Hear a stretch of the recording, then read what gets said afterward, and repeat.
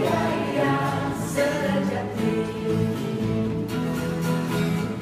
Bila kau menanam duri, tak mungkin kau menuai anggur. Apa yang terjadi sekarang pastinya hikmat Tuhan. Kasih itu panjang, sabar, murah hati. Kasih itu lemah lembut, tidak sombong. Kasih tidak megahkan diri, namun kasih itu suci.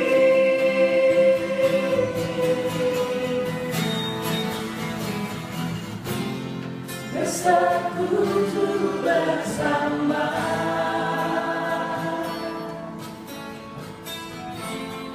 kita satukan jiwa. Dunia ini akan lenyap, namun kasih tinggal tetap. Mari kita saling mengasihi, sebab Tuhan itulah kasih.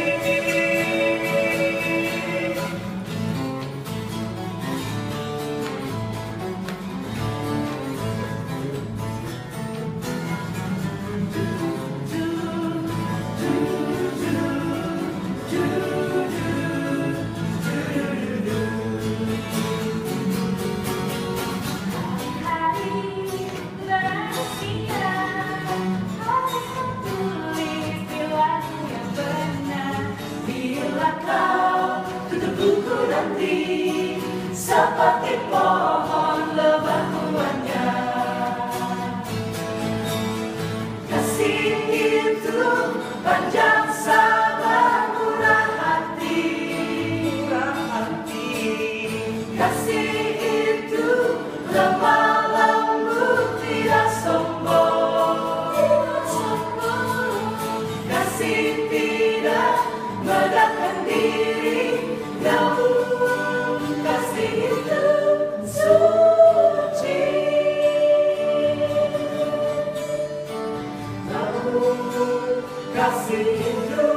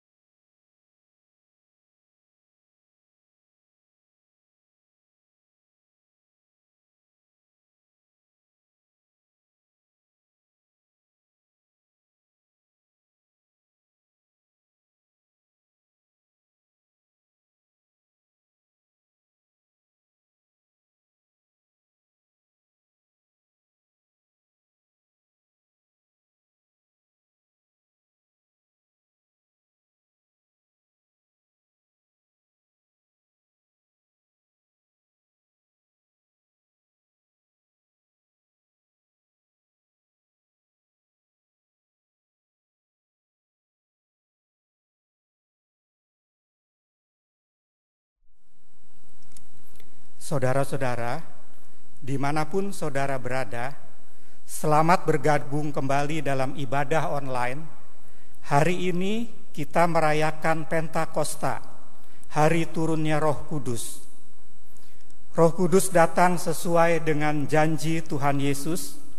Ia akan mengirimkan seorang penolong untuk menemani kita dalam perjalanan hidup, untuk memberi air hidup di tengah gersang dan penatnya berjalan di padang gurun dunia ini.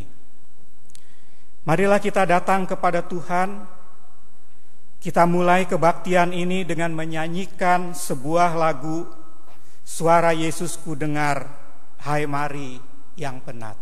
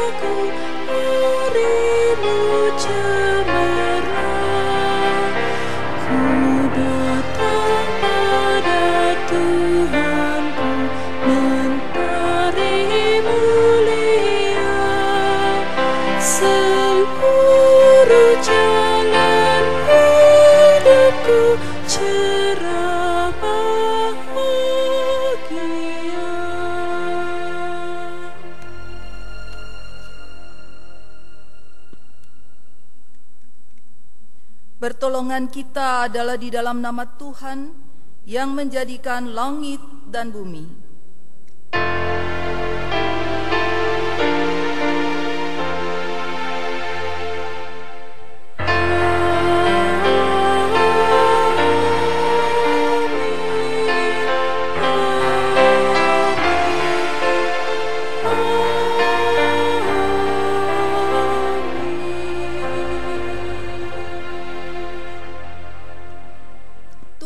Beserta saudara.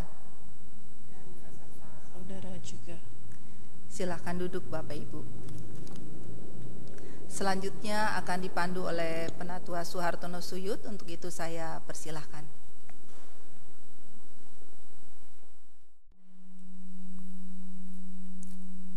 Saudara-saudara, Pentakosta atau hari ke-50 di Perjanjian Lama diperingati sebagai hari panen raya, momen di mana umat memberikan persembahan hasil panennya. Di hari itu juga ketika umat Tuhan berkumpul di Yerusalem untuk memberikan hasil panen, Tuhan memberikan apa yang jauh lebih besar daripada yang mereka berikan. Roh Kudus dicurahkan bagai hujan lebat yang datang memberikan kehidupan di gurun gersang.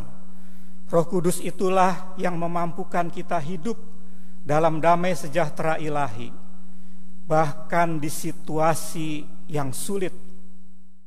Dalam Roma pasal 5 ayat 1 dan ayat 3-5 tertulis, kita yang dibenarkan karena iman, kita hidup dalam damai sejahtera dengan Allah oleh karena Tuhan kita Yesus Kristus. Dan bukan hanya itu saja, kita malah bermegah juga dalam kesengsaraan kita, karena kita tahu bahwa kesengsaraan itu menimbulkan ketekunan, Dan ketekunan menimbulkan tahan uji, dan tahan uji menimbulkan pengharapan. Dan pengharapan tidak mengecewakan, karena kasih Allah telah dicurahkan di dalam hati kita oleh Roh Kudus yang telah dikaruniakan kepada kita.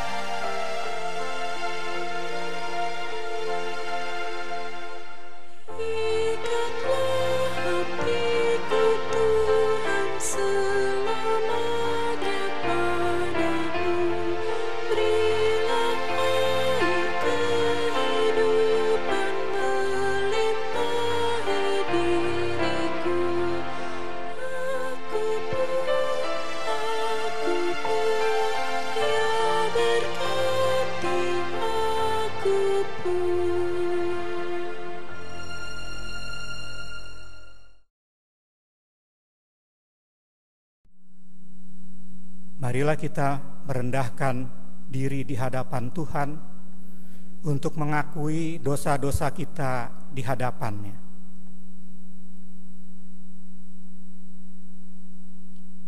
Ya Tuhan, kami bersyukur bahwa Roh Kudus-Mu ada dalam diri dan hidup kami. Roh itulah yang menghibur kami saat resah, yang meyakinkan kami akan pimpinan-Mu, yang juga memimpin kami untuk hidup dalam kekudusan. Roh Kudus-Mu berbicara di hati kami, menunjukkan kebenaran, dan membantu kami berdoa dengan keluhan-keluhan yang tak terucapkan.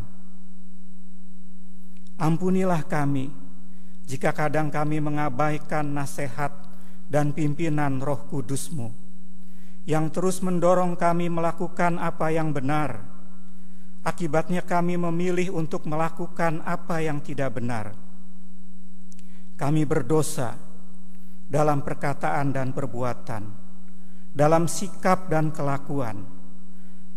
Ampunilah kami ya Tuhan, jauhkan dari hati kami yang keras, tetapi berikan kami hati yang lembut untuk peka dan rela dibentuk. Janganlah jauhkan Roh Kudus-Mu dari kami, melainkan penuhilah kami Roh-Mu, supaya makin hari kami makin mampu untuk hidup menurut segala ketetapan-Mu. Di dalam nama Tuhan Yesus Kristus kami memohon. Amin.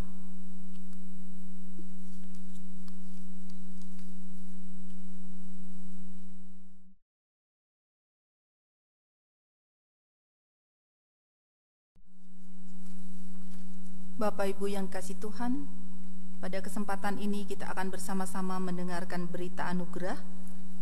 Demikian firman-Nya, saya akan bacakan. Saudara-saudara, Tuhan mengampuni setiap orang yang datang memohon pengampunan. Bahkan Ia berjanji akan memberikan Roh-Nya untuk menyucikan kita dari segala kejahatan. Simaklah janji Tuhan dalam Yehezkiel 36 ayat 25 sampai dengan 27. Aku akan mencurahkan kepadamu air jernih yang akan mentahirkan kamu dari segala kenajisanmu dan dari semua berhala-berhalamu. Kamu akan kuberikan hati yang baru dan roh yang baru di dalam batinmu, dan aku akan menjauhkan dari tubuhmu hati yang keras, dan kuberikan kepadamu hati yang taat. Rohku akan kuberikan diam di dalam batinmu, dan aku akan membuat kamu hidup menurut segala ketetapanku. Di dalam Kristus engkau telah diampuni. Di dalam Kristus engkau pun telah diampuni.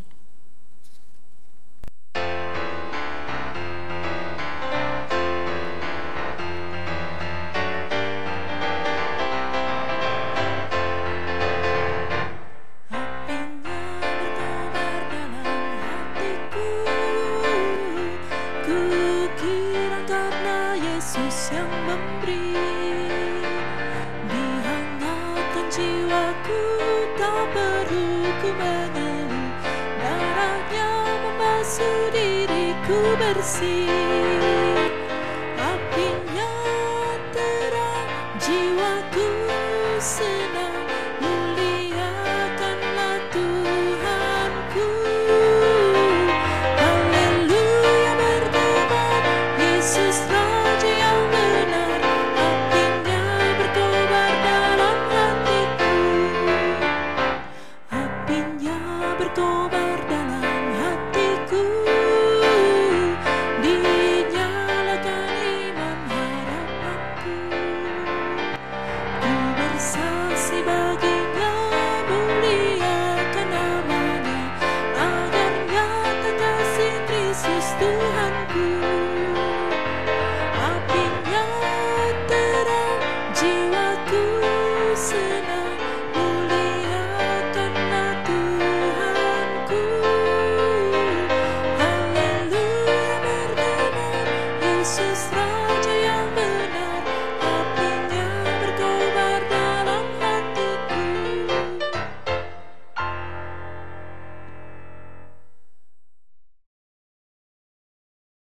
Bapak Ibu yang kasih Tuhan, apinya berkobar di dalam hati kita, berarti pada saat ini kita menikmati sukacita.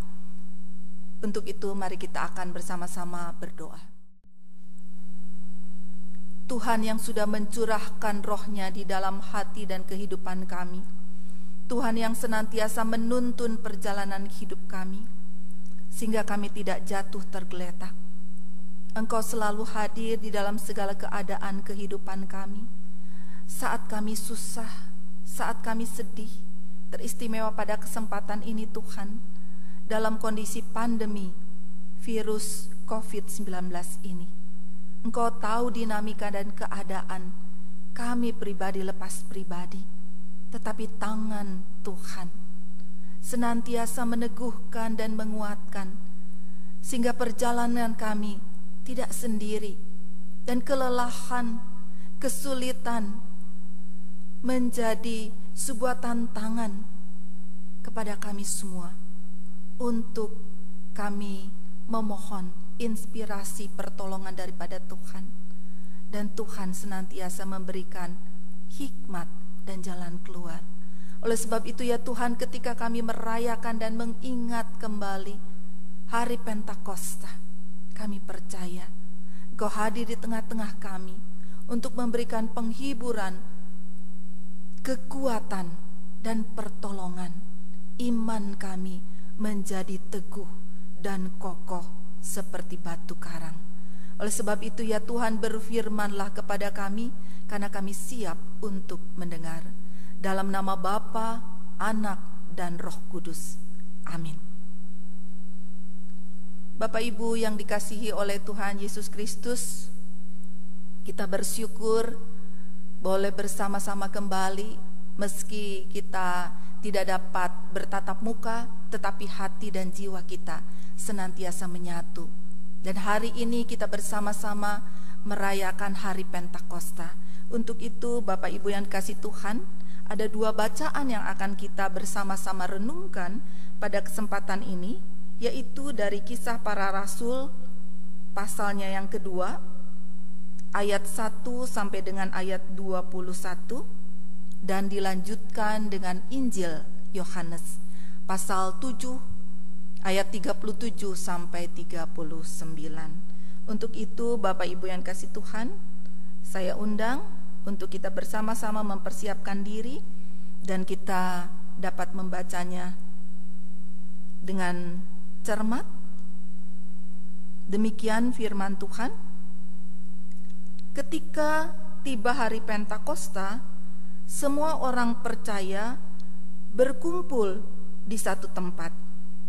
Tiba-tiba turunlah dari langit suatu bunyi seperti tiupan angin keras yang memenuhi seluruh rumah di mana mereka duduk. Dan tampaklah kepada mereka lidah-lidah seperti nyala api yang bertebaran dan hinggap pada mereka masing-masing. Maka penuhlah mereka dengan Roh Kudus. Lalu mereka mulai berkata-kata dalam bahasa-bahasa lain, seperti yang diberikan oleh Roh itu kepada mereka untuk mengatakannya. Waktu itu di Yerusalem diam orang-orang Yahudi yang saleh dari segala bangsa di bawah kolong langit. Ketika turun bunyi itu, berkerumunlah orang banyak. Mereka bingung karena mereka masing-masing mendengar rasul-rasul itu berkata-kata dalam bahasa mereka sendiri. Mereka semua tercengang-cengang dan heran, lalu berkata, "Bukankah mereka semua yang berkata-kata itu orang Galilea? Bagaimana mungkin kita masing-masing mendengar mereka berkata-kata dalam bahasa kita sendiri, yaitu bahasa kita di negeri."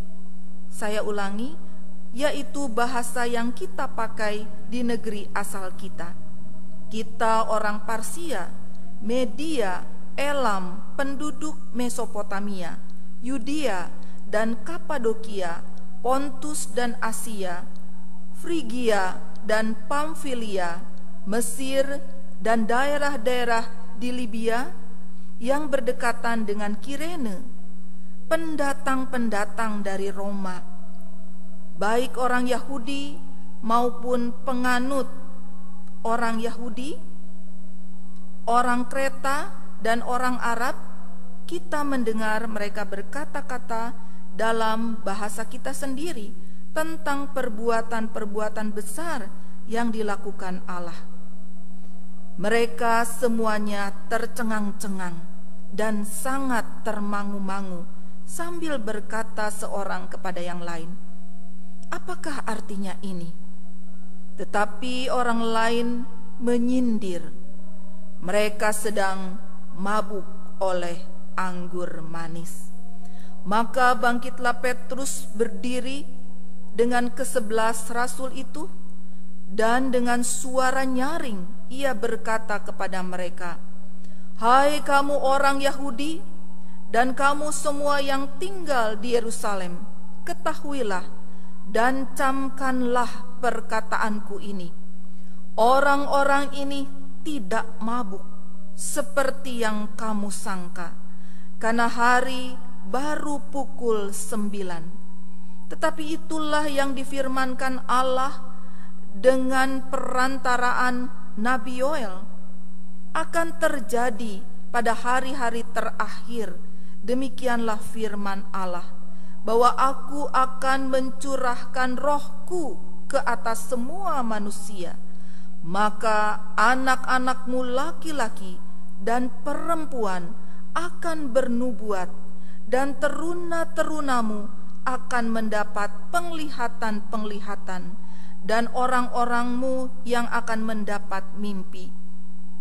Juga ke atas hamba-hambaku laki-laki dan perempuan akan kucurahkan rohku pada hari-hari itu, dan mereka akan bernubuat. Dan aku akan mengadakan mujizat-mujizat di atas, di langit, dan tanda-tanda di bawah, di bumi, darah dan api, dan gumpalan-gumpalan asap. Matahari akan berubah menjadi gelap gulita, dan bulan menjadi darah sebelum datangnya hari Tuhan, hari yang besar dan mulia itu. Dan barang siapa yang berseru kepada nama Tuhan akan diselamatkan. Bapak Ibu, saya undang untuk berdiri. Kita akan bersama-sama mendengarkan Injil Tuhan Yesus dari Injil Yohanes pasal 7 ayat 37 sampai dengan 39 mengenai air sumber hidup. Demikian firman-Nya. Dan pada hari terakhir, yaitu pada puncak perayaan itu, Yesus berdiri dan berseru, "Barang siapa haus, baiklah ia datang kepadaku dan minum. Barang siapa percaya kepadaku, seperti yang dikatakan oleh kitab suci, dari dalam hatinya akan mengalir aliran-aliran air hidup." Yang dimaksudkannya adalah roh yang akan diterima oleh mereka yang percaya kepadanya, sebab roh itu belum datang karena Yesus belum dimuliakan. Yang berbahagia ialah setiap orang yang mendengar firman Tuhan dan melakukannya dengan penuh sukacita. Haleluya.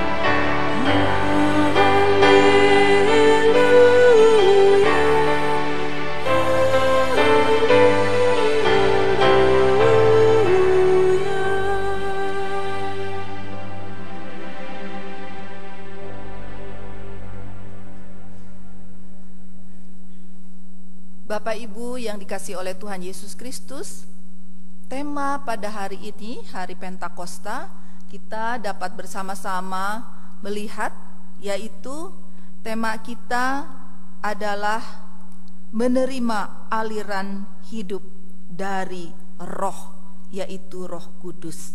Nah, Bapak Ibu yang dikasihi oleh Tuhan Yesus Kristus, sebelum saya menyampaikan firman Tuhan ini, saya ingin menceritakan kiriman cerita dari seorang sahabat saya dari SMA. Dalam cerita itu dikisahkan tentang seorang bapak yang membeli sejumlah bungkus kado. Anaknya bertanya, "Untuk apa bungkus-bungkus kado itu, Pak?" "Oh, nanti kita akan membungkus kado pakai kertas ini. Kita bungkus dengan bagus dan bisa kita bagi-bagikan kepada orang yang kita kasihi, yang kita kenal." Nah, Bapak Ibu yang kasih Tuhan, setelah itu ayahnya tidur, dan kemudian ketika pagi hari anaknya membangunkan ayahnya. Dia berkata, Pak, bangun Pak. Sudah pagi Pak, ayo bangun. Kata bapaknya, ini kan sedang tinggal di rumah, disuruh tinggal di rumah, bekerja di rumah, segala di rumah, begitu ya. Bangun ya, agak siang dikit, udah nanti aja. Kemudian anaknya berkata, ayolah Pak bangun, aku bawa hadiah. Hadiah? Kemudian anaknya berkata, coba lihat, aku bawa hadiah ini.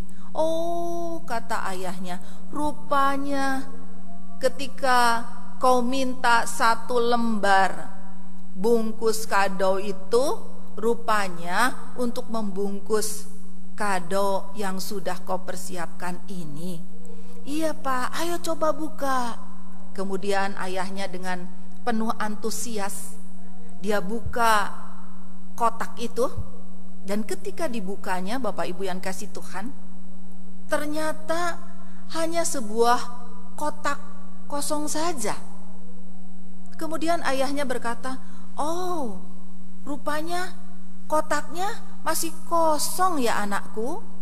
Kemudian anaknya berkata, "Oh tidak Pak, kotaknya sudah sangat penuh." "Penuh?" kata ayahnya. "Betul Pak, setiap hari aku selalu memasukkan cinta kasihku ke dalam kotak ini sampai luber, sampai penuh." Oh, ayahnya sangat terharu sekali, Bapak Ibu yang kasih Tuhan. Ketika dia mendengar anaknya berkata-kata seperti itu, memberikan penjelasan, ternyata kotak itu penuh dengan cinta kasihnya. Akhirnya dengan berkaca-kaca, ayahnya memeluk anaknya. "Oh, terima kasih anakku. Kemanapun ayah pergi, hadiah ini, kotak ini akan selalu ayah bawa."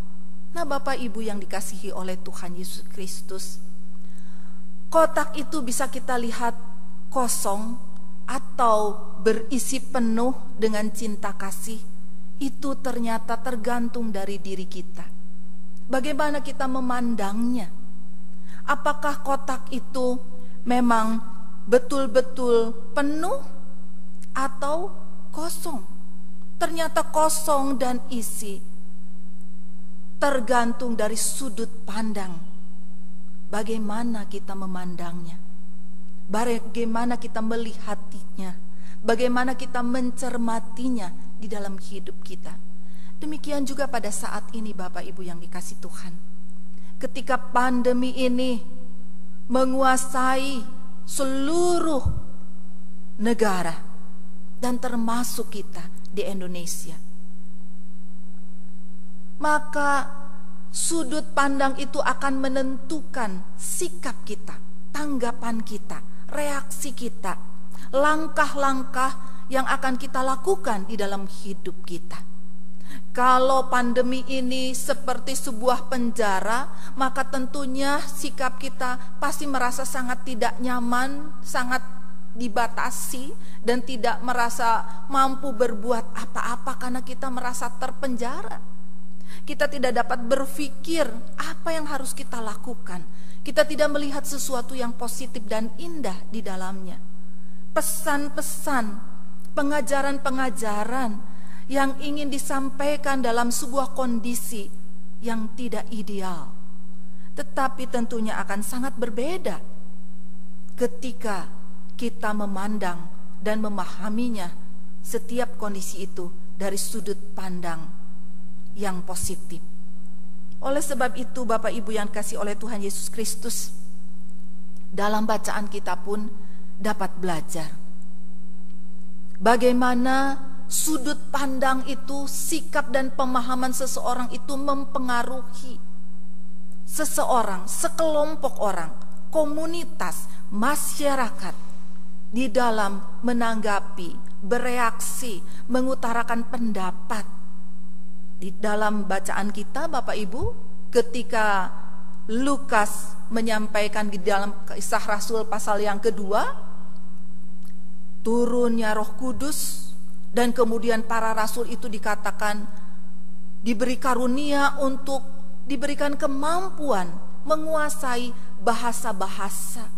Dari orang-orang yang hadir di situ, melalui bahasa yang dikuasainya itu, mereka bisa bersaksi tentang pekerjaan-pekerjaan Allah yang besar, dikatakan di dalam Kisah para Rasul pasal yang kedua. Tetapi di dalam ayat yang ke-13, Bapak Ibu yang kasih Tuhan, ketika orang-orang Yahudi memandang, menyikapi apa yang terjadi itu, dikatakan di dalam ayat yang ke-13, karena bukanlah orang yang mendengar, saya ulangi saudara, dalam Kisah Rasul pasal yang kedua ayat yang ke-13 dikatakan, tetapi orang lain menyindir mereka sedang mabuk oleh anggur manis. Nah ini saudara, sebuah contoh yang paling nyata. Ketika orang memahaminya, turunnya Roh Kudus itu karunia yang diberikan, dikatakan mereka sedang mabuk anggur, maka berbeda dengan apa yang dikatakan oleh Petrus.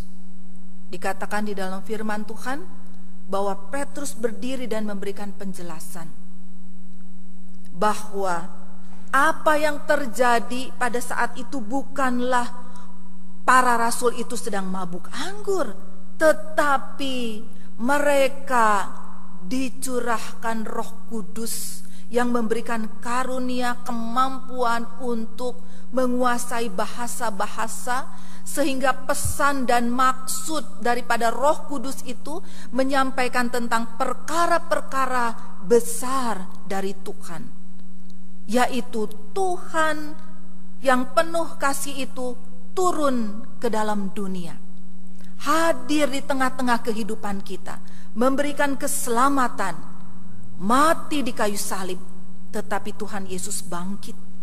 Dan ketika bangkit selama 40 hari, apa yang dilakukan oleh Tuhan? Mencelikan murid-murid, mencelikan orang-orang tentang firman Tuhan, maksud Tuhan, sehingga dikatakan di dalam firman Tuhan mereka mendapatkan pengertian, mereka menjadi faham, mengerti tentang maksud daripada firman Tuhan dan kehadiran Yesus, kematian dan kebangkitannya. Oleh sebab itu Petrus yang pernah menyangkal Yesus, kalau kita baca dan cermati khotbah Petrus ini begitu luar biasa. Dan memang dapat dipahami kenapa orang-orang itu berkata, bukankah mereka ini orang Galilea, orang udik dengan pendidikan sangat terbatas, tetapi kenapa mereka bisa berkata-kata begitu luar biasa, bahkan di dalam khotbah Petrus dengan penuh keberanian bisa memberikan penjelasan yang begitu luar biasa tentang Yesus Kristus, Allah yang hakikatnya adalah roh, menjadi daging di dalam Yesus Kristus dan memberikan keselamatan dan anugerah, mengalirkan aliran-aliran yang memberikan kehidupan, menghapuskan segala dahaga dan kelelahan di dalam kehidupan orang-orang Israel yang ditindas, dijajah oleh Roma dengan tekanan politis yang begitu luar biasa, pajak yang seringkali menekan mereka, dan juga syariat-syariat keagamaan, hukum-hukum yang diberlakukan dalam kehidupan mereka, sehingga mereka pun begitu lelah dengan berbagai aturan dan ketentuan. Dan Yesus mengatakan, aku akan memberikan aliran-aliran kehidupan, memberikan kebebasan, memberikan sukacita di dalam hidup mereka.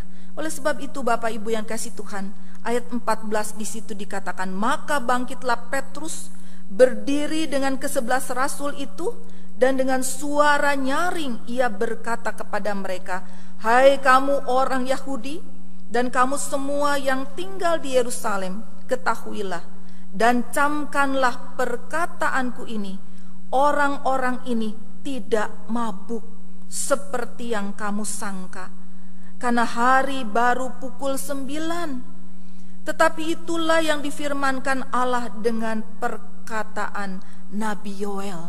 Petrus berkata, apa yang terjadi itu adalah nubuat yang digenapi oleh Tuhan ketika Roh Kudus itu turun dalam kehidupan kita.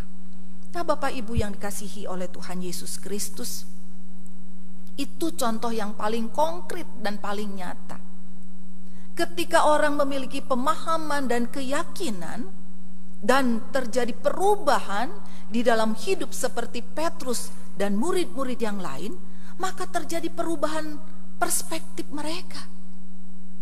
Dan juga spiritualitas karakter mereka Petrus bisa menjadi berani, bisa dapat memberikan penjelasan-penjelasan.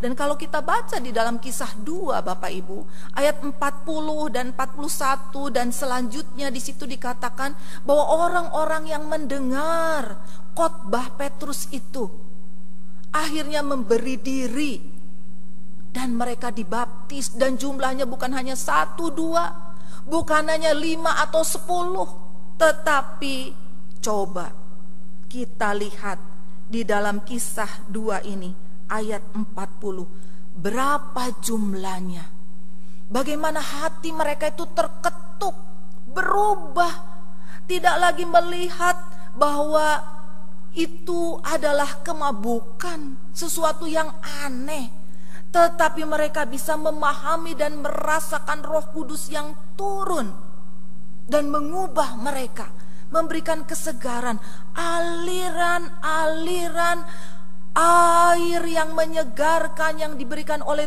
Tuhan, Roh Kudus yang menguasai mereka, sehingga mereka terjadi transformasi hidup.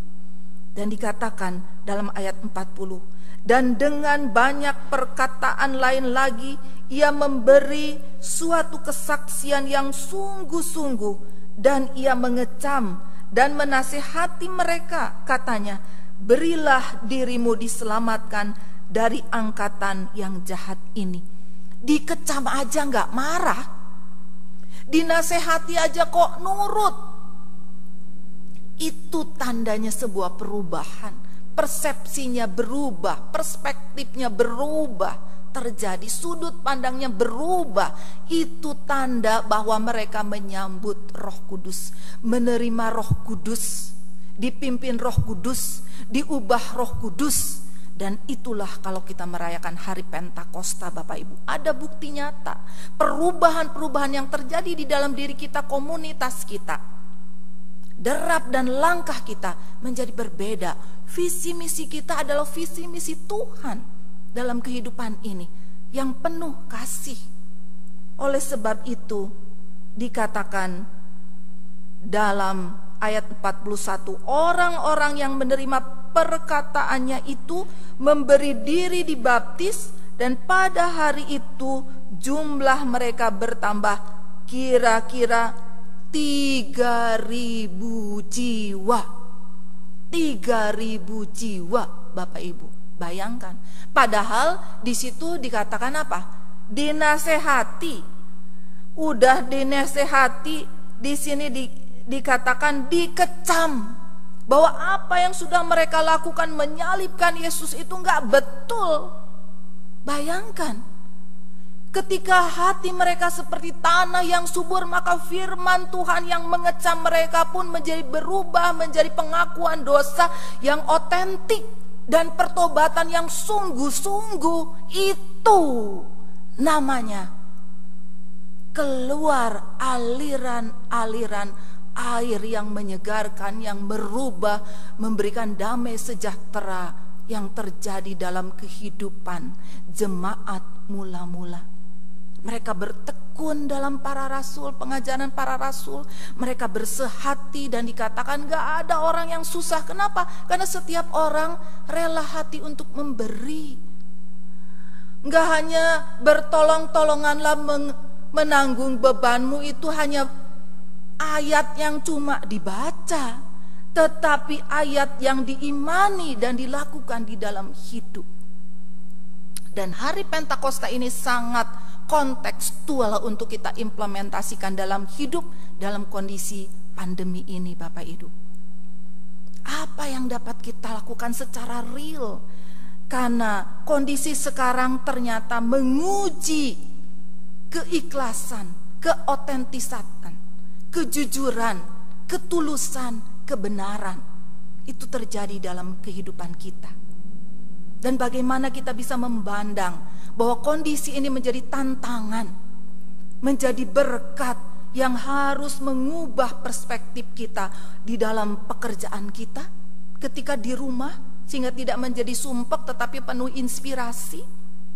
Dan kita juga bisa melakukan perubahan-perubahan dengan pola dan cara bisnis. Saya mendapatkan WA hotel-hotel dari segi ekonomi dan lain sebagainya, terjadi perubahan-perubahan, dan perubahan-perubahan itu ternyata kalau mau dilakukan secara utuh, ternyata mereka mendapatkan berkat-berkat dalam kondisi seperti ini. Dan apa yang dikatakan oleh Yeremia 17 ayat 7-8, orang yang mengandalkan Tuhan itu tidak takut dengan tahun kering, dalam kondisi apapun selalu berbuah, selalu produktif dalam hidup kita. Nah, itulah yang dimaksud oleh Yesus dalam Yohanes 7 ayat 37-39. Ketika orang menerima Roh Kudus dalam hidupnya, dipimpin oleh Roh Kudus, maka orang itu akan berserah dan orang itu akan menerima hikmat Tuhan, sehingga banyak inspirasi, banyak solusi, banyak jalan keluar. Apa yang dapat dilakukan oleh kita jemaat GKI Cawang? Mungkin Bapak Ibu bertanya nih, dari mulai kemarin lockdown, dari mulai Maret ya, kita dikunci 16 Maret sampai sekarang. Majelis apa yang dapat dilakukan? Apa yang sudah dikerjakan? Memang belum banyak Bapak Ibu, tetapi kami tidak diam. Kami tetap rapat online, ada PA online, ada pelawatan online, dan kemudian juga Komkes juga membuat juga sebuah pujian yang berjudul Percayalah. Bapak Ibu bisa melihat dan menyaksikannya. Dan kemudian juga seperti penatua bidang kedukaan, Ibu Nani yang setia melayani setiap kedukaan yang berturut-turut. Banyak sekali anggota jemaat kita yang harus kita layani. Kita tetap bisa berjalan. Dan kita juga bersyukur dengan Bapak Ibu yang sudah memberikan persembahannya kepada kami, sehingga kami masih memberikan THR untuk para karyawan kita. Dan kita juga bersyukur untuk para pendeta, seperti meskipun Pak Paul sudah emeritus tetapi masih memberikan dananya. Pak Ishak juga sedang sakit, tapi kita bisa rereongan bareng-bareng untuk mengimplementasikan sedikit demi sedikit, kecil-kecilan. Kita mengumpulkan uang para pendeta aktif dan pendeta emeritus untuk memberikan sembako dengan segala keterbatasan kita.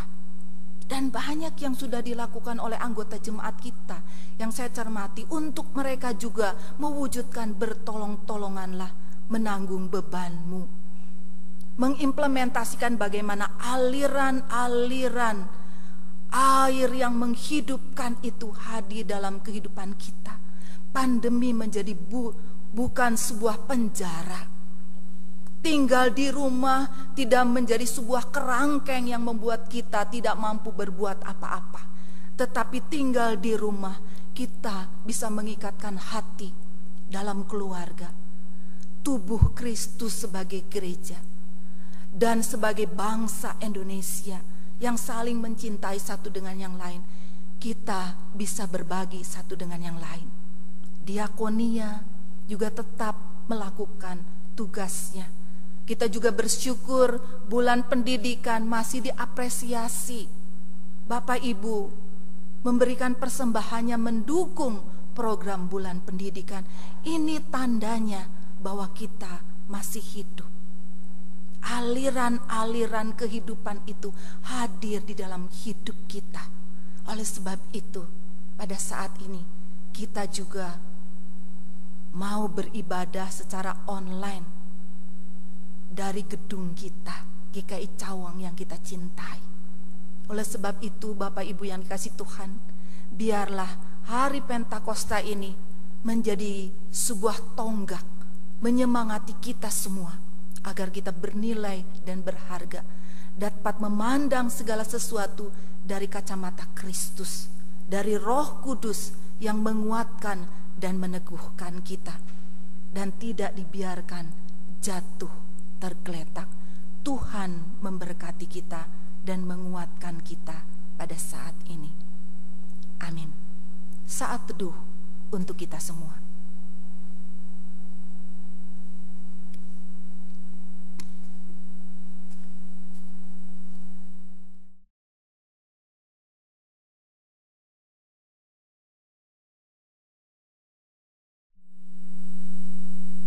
Marilah kita bersama dengan umat Allah di masa lalu, masa kini dan masa depan, mengingat janji baptisan kita dengan mengikrarkan pengakuan iman rasuli.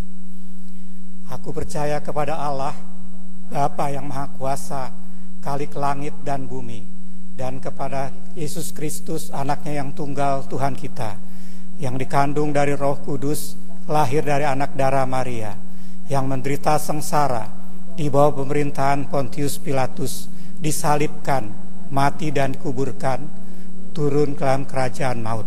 Pada hari yang ketiga, bangkit pula dari antara orang mati, naik ke surga, duduk sebelah kanan Allah, Bapa yang Maha Kuasa. Dan dari sana ia akan datang untuk menghakimi orang yang hidup dan yang mati. Aku percaya kepada Roh Kudus, gereja yang kudus dan am, persekutuan orang kudus, pengampunan dosa, kebangkitan orang mati, dan hidup yang kekal. Amin.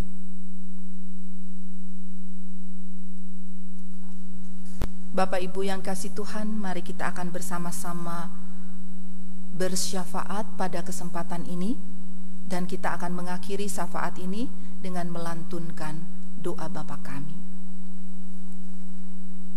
Tuhan, kami sangat bersukacita karena Roh Kudus mengalir dalam diri dan kehidupan kami.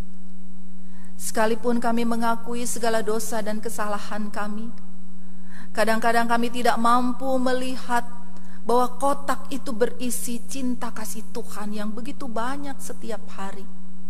Tangan Tuhan yang tidak kurang panjang untuk meneguhkan dan menguatkan. Dan telinga Tuhan tidak kurang tajam untuk mendengar setiap seruan-seruan kami. Tapi yang seringkali memisahkan kami daripada Tuhan adalah dosa-dosa kami. Begitu degil Tuhan, begitu keras hati kami. Seringkali kami sulit untuk mendengar firman-Mu. Tanah kami menjadi batu-batu yang terjal, sehingga tidak bertumbuh di dalamnya. Kami seringkali terjatuh hanya dengan aktivitas-aktivitas yang banyak, tetapi kami tidak dapat menghayati dan memaknai secara utuh di dalam hidup, sehingga spiritualitas kami tidak bertumbuh. Solidaritas kami tidak kuat. Oleh sebab itu, tangan pengasihan Tuhan yang begitu setia dan lembut menguatkan dan terus-menerus menolong, menggugah, menggedor diri kami, komunitas kami untuk berubah dan menghasilkan pekerjaan-pekerjaan yang besar yang ingin Tuhan nyatakan di dalam hidup kami. Kami sangat bersyukur untuk GKI Cawang yang Tuhan hadirkan dengan segala kekurangan dan kelebihannya. Dan Tuhan memberkati segala aktivitas yang kami lakukan, dan Tuhan mencukupi segala kebutuhan-kebutuhan yang kami butuhkan setiap hari dan setiap saat. Dan kami sangat bersyukur Pendeta Ishak dapat melewati dengan penuh semangat kemoterapi yang ketiga. Pendeta Andi sudah dapat melewati isolasi dan berhasil dengan sehat sempurna dari COVID dan dapat melayani kembali.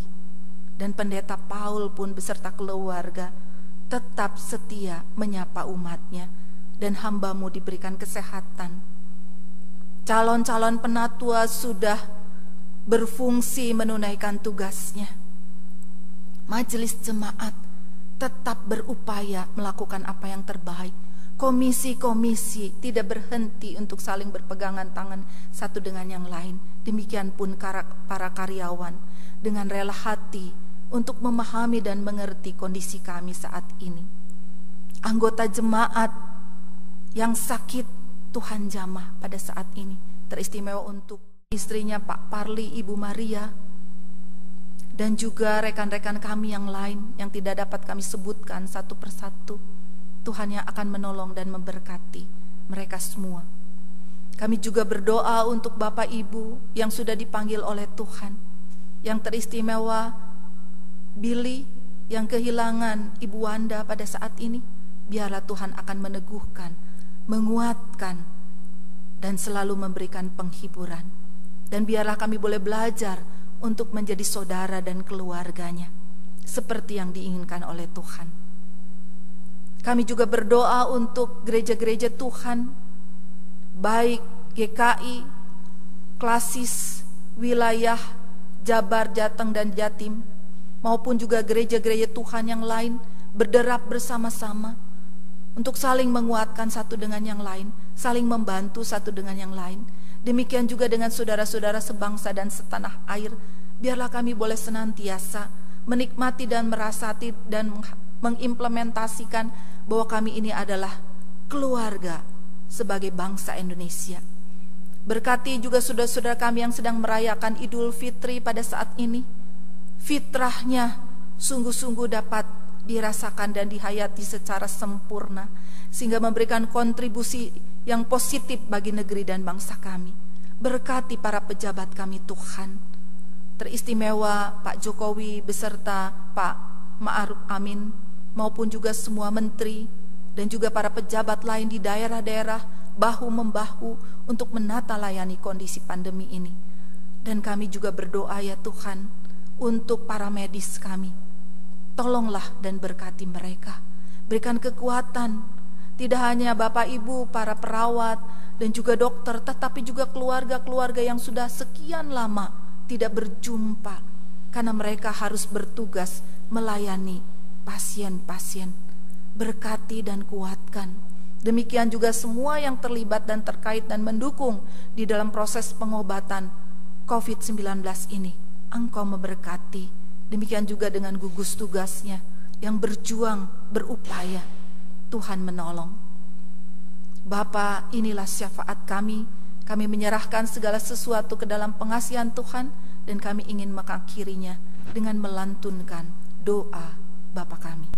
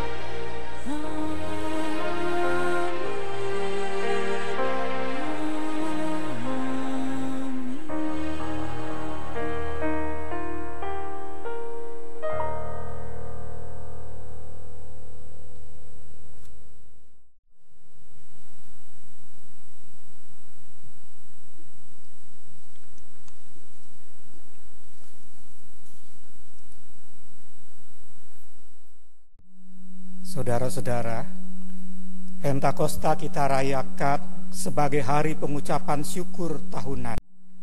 Maka marilah kita memberikan pengucapan syukur tahunan kita, sekalipun hari ini kita belum bisa beribadah di gereja, dan kehidupan perekonomian belum bisa berjalan lancar sebagaimana sebelumnya. Mari kita mengingat firman Tuhan yang ditulis dalam Amsal pasal 11 ayat 25. Siapa banyak memberi berkat, diberi kelimpahan. Siapa memberi minum, ia sendiri akan diberi minum. umat dapat memberikan persembahan syukur tahunan dengan mengirimkan persembahan lewat transfer bank atau memasukkannya ke amplop lalu mengumpulkannya di sebuah wadah untuk dibawa ke gereja nanti pada saat kita bisa kembali beribadah di gedung gereja.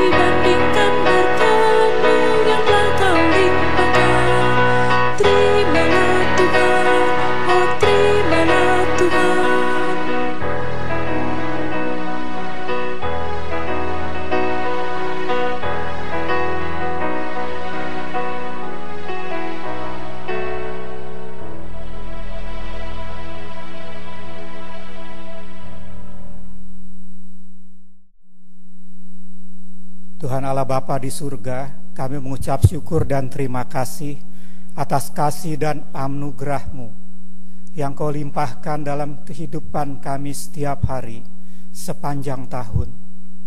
Pada saat ini ya Bapa, di hari raya Pentakosta,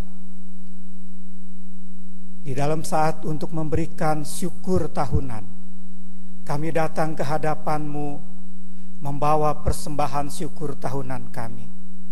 Tuhan Allah Bapa di surga, Tuhan Yesus, biar kiranya Tuhan berkenan menerima persembahan syukur tahunan kami. Tuhan berkati dan Tuhan tolong untuk tangan-tangan yang mengelolanya. Tuhan beri hikmat akal budi, Tuhan berkati dalam pengelolaannya, agar semua persembahan syukur tahunan dapat dipakai untuk kemuliaan bagi nama Tuhan dalam pekerjaan gereja Tuhan. Terima kasih Bapa, terimalah persembahan kami. Di dalam nama Tuhan Yesus Kristus kami berdoa. Amin.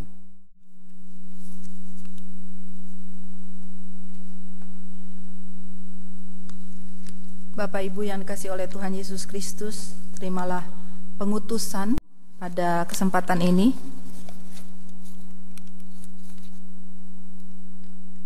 Saudara, marilah kita jalani hidup di depan kita, hari demi hari, dengan merendahkan hati kita, dengan peka terhadap pimpinan Roh Kudus. Kerendahan hati ibarat hati yang kosong, yang siap untuk menerima aliran-aliran air hidup.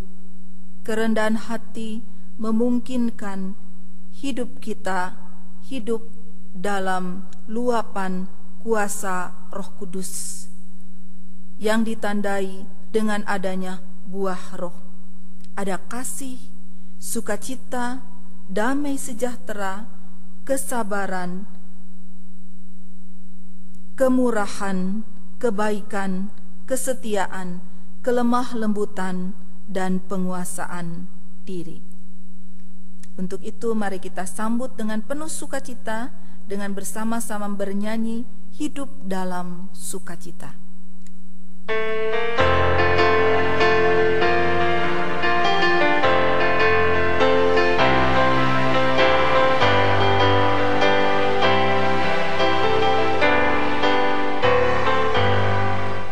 Hidup dalam sukacita, limpah ruah dan penuh.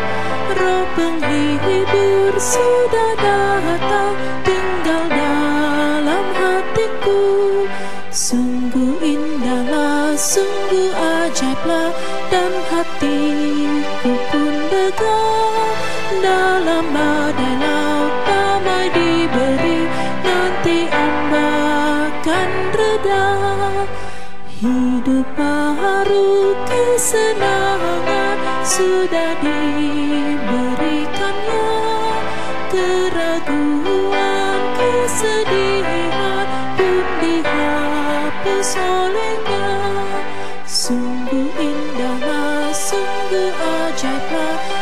hatiku pun dekat. Dalam badai laut damai diberi, nanti ombak akan reda.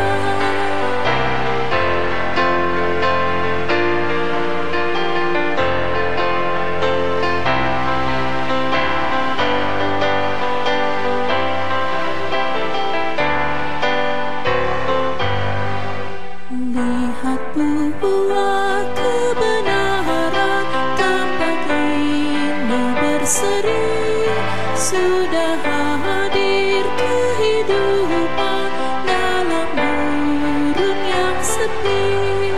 Sungguh indahlah, sungguh ajaiblah, dan hatiku pun dekat.